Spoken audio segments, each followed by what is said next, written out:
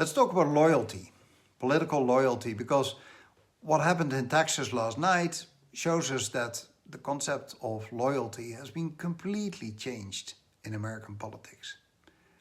John Cornyn was a four-term United States Senator. He was the majority whip during Trump's first term.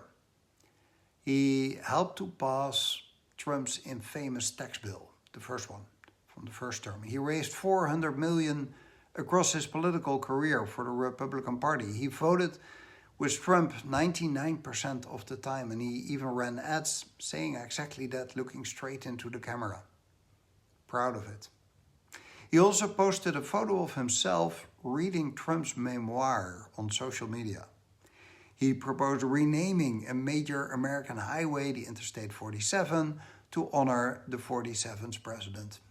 And then 2 weeks before the primary, he even reversed the position that he had held for decades, his support for the filibuster, just because Trump wanted him to. He lost by 28 percentage points, and the race was called the moment the polls closed. Trump's explanation was simple. Cornyn was not supportive of me when times were tough. Well, the specific offense goes back years. In 2023, Cornyn said that Trump's time had passed him by. And also in January 2021, he voted to certify the election results. Nothing that came after erased those two facts. Not the highway, not the memoir photo, not the filibuster reversal, not even the $109 million in campaign spending. None of it. Now, here in Europe, we have experimented with a political system where loyalty to the leader matters much more than competence, more than record, more than institutional rules. Well, we didn't like the results, so we decided to stick with democracy, to respect the law and to respect each other, to find strengths in diversity in people and opinions. And that system may never be perfect, but here we just can't think of a better one. And that's now about the third day in a row that Churchill somehow makes an appearance. I plan not to make a habit out of it, but it just popped up.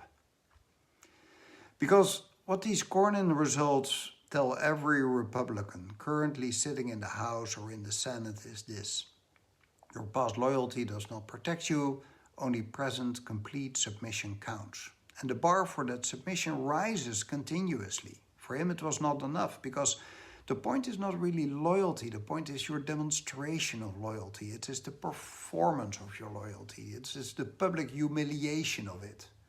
Naming a highway after a man who's still alive and still in office. That kind of stuff. There's a second story that I actually find much more interesting, and that's the one to watch over the next 7 months. The story that NPR has been calling the YOLO caucus. YOLO, like you only live once. These are the Republicans who were pushed out by Trump and who chose not to run rather than face his wrath, and who are now have nothing left to lose. And Cornyn is now part of that group, together with senators from Louisiana and South Carolina and Kentucky. And these are people whose political careers are ending. They no longer need Trump's approval for anything. And with the narrowest of margins in both the House and the Senate, you just need a few lawmakers willing to vote their conscience on the way out, and that could change everything. Now, Trump may have just traded real legislative power for a symbolic victory in a Texas primary. Cornyn's concession speech was very careful. He said he intends to continue his work to make America a better place, and he did not really say how, but he has 7 months left in office. Nobody knows yet what he plans to do with those 7 months.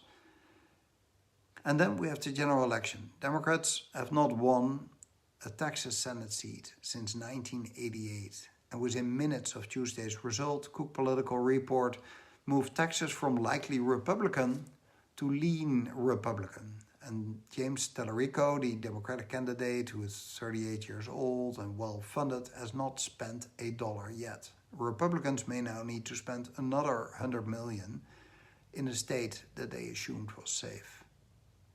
Senator Lisa Murkowski said it before the result. She said, how does that help strengthen the president's hand when we lose a state like Texas? That is the right question, and nobody in the Republican Party has a good answer to it this morning.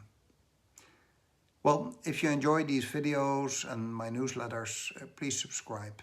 That really helps. Thank you. I'll be back soon.